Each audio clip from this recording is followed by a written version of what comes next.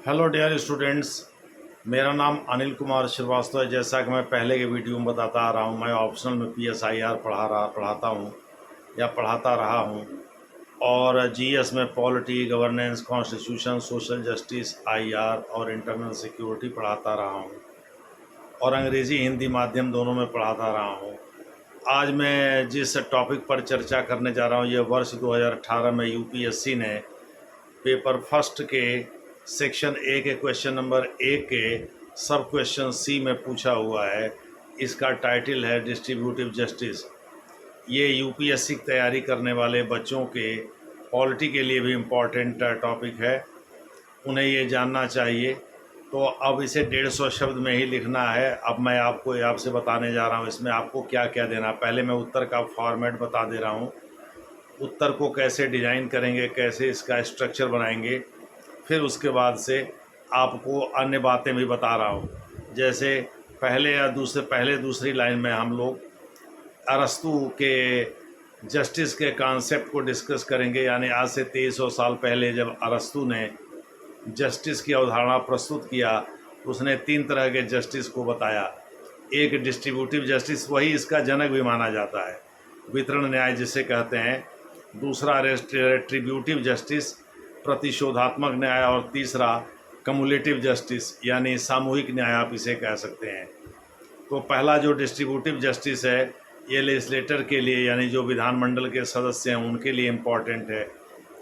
दूसरा जो है वो जजेस के लिए प्रतिशोधात्मक न्याय यानी रेट्रीब्यूटिव जस्टिस, ये जजेस के लिए इम्पॉर्टेंट बताता है। और तीसरा समाज के लिए, जैसे आज की डेट में हम कह सकते हैं पंचायत के लिए इम्पॉर्टेंट है, यानी कम्युलेटिव जस्टिस, जो सामूहिक रूप से बायकॉट करते हैं या सामूहिक रूप से दंड देते हैं किसी को। कम्युलेट का मतलब होता है धीरे धीरे कर इकट्ठा हो जाना और इकट्ठा होकर के एक गट्ठर का रूप ले लेना, लेकिन यहाँ हम लोग इसकी हिंदी सामूहिक ही बनाएंगे। तो पहले दूसरे लाइन में हम लोग अरस्तू का जिक्र करेंगे।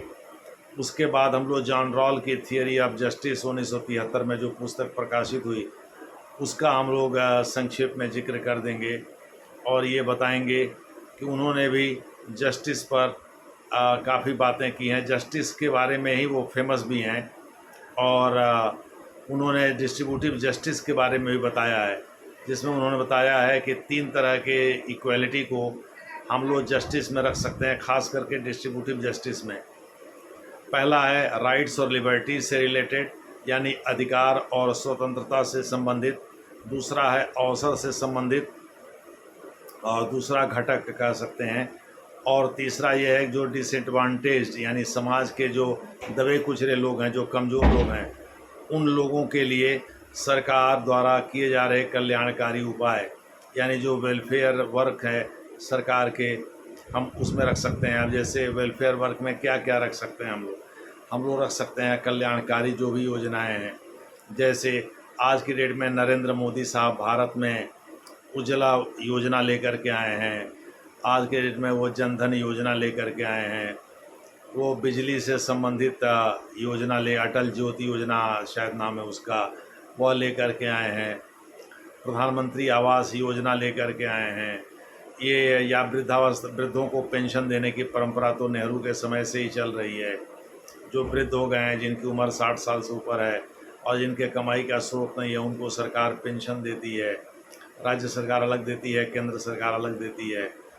खैर, तो ये सभी के सभी कल्याणकारी जो उपाय हैं, या और तमाम तरह के जो सोशल वेलफेयर मेजर्स हैं, जिनका ज़्यादातर जिक्र DPSP directive principles of state policy में किया गया है, वे सभी के सभी वितरण न्याय से संबंधित हैं, जो जॉन रॉल के तीसरे घटक यानी थर्ड कंपोनेंट से संबंधित हैं, ताकि वो लोग भी जीवन को ठीक से जी सकें और ये महसूस कर सकें कि वो भी इंसान है।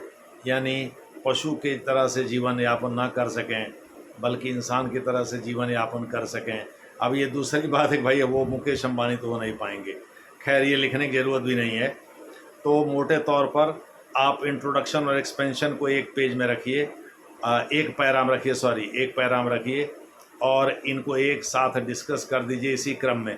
सबसे पहले बताइए डिस्ट्रीब्यूटिव जस्टिस का कॉन्सेप्ट अरस्तू ने दिया।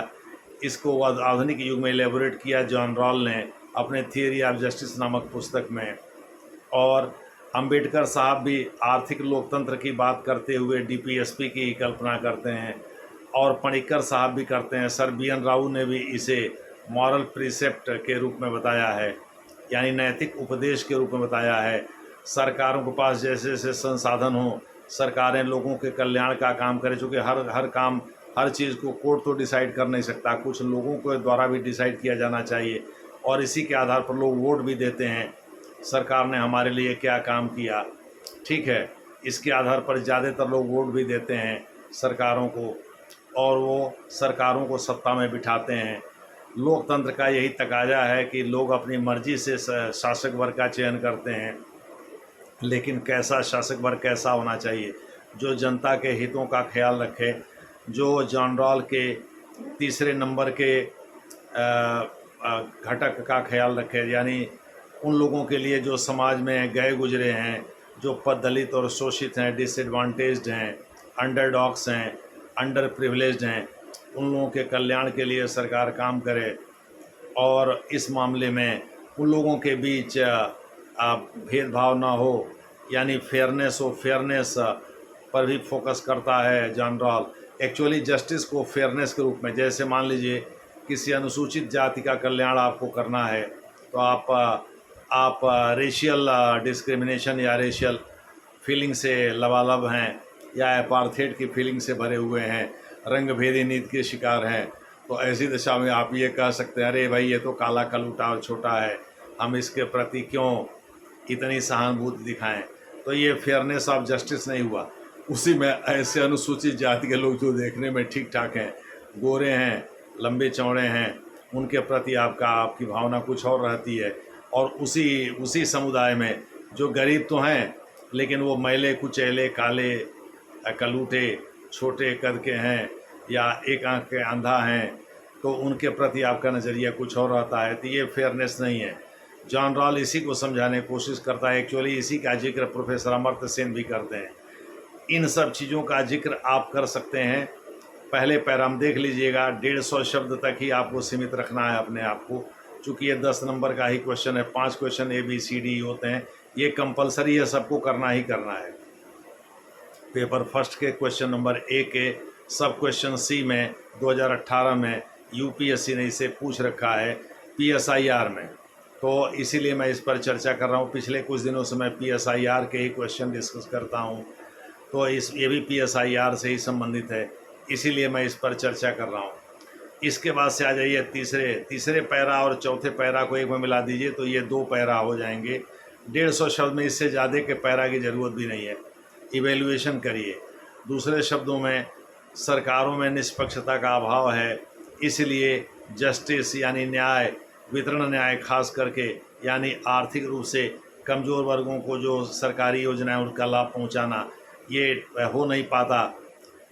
खुद इसमें द्वितीय प्रशासनिक सुधार आयोग, जो कि 2005 से 2009 तक के लिए गठित हुआ था वीरप्पा मोइली की अध्यक्षता में, वो खुद इसमें भ्रष्टाचार की बात करता है। कहता है सोशल वेलफेयर के नाम पर जो ब्यूरोक्रेट्स हैं, जो नौकरशाह हैं, वो भारी भरकम पैसा डकार जाते हैं।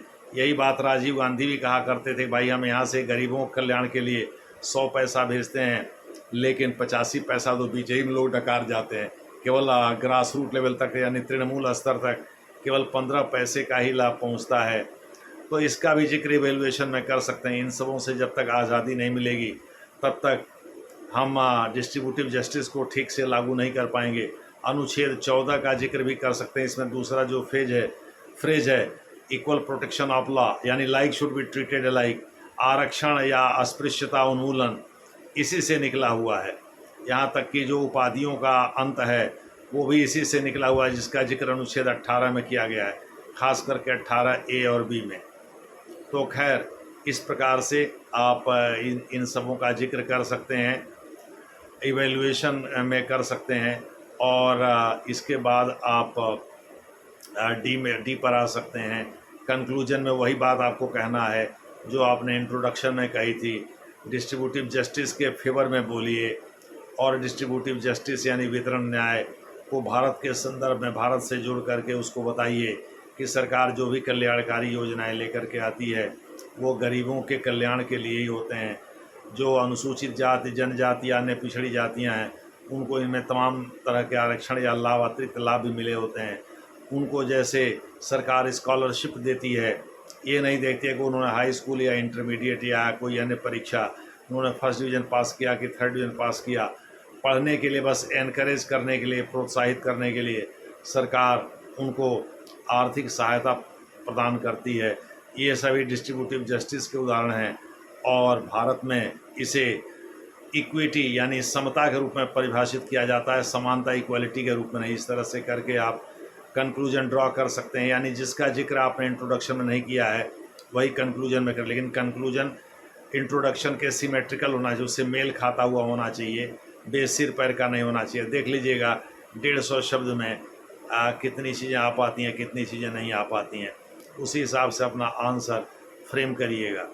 पहले मेरा मानना है पेंसिल उठाइए, और चूँकि आपने परीक्षा भवन में जाने के पहले 1000 पेज बर्बाद कर रखा है, यही अभ्यास करते करते कि भाई कैसे लिखना है, चीज़ों को लिखने की शुरुआत हम कैसे करें, तो पेंसिल उठाइए और 150 शब्दों का एक मोटा मोटी रफ, यानी पहले पैरा में ये करेंगे, ये इन पॉइंट को रेज करेंगे, इसी को एलेबोरेट करेंगे और इसे इतने शब्द में समेटेंगे, और दूसरे पैरा को आप इतने शब्द में समेटेंगे, तीसरे और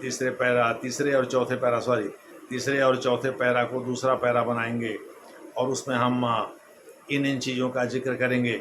इस तरह से करके आप 150 शब्द में कैसे आंसर लिखना है, इसको आसानी से डिज़ाइन कर सकते हैं।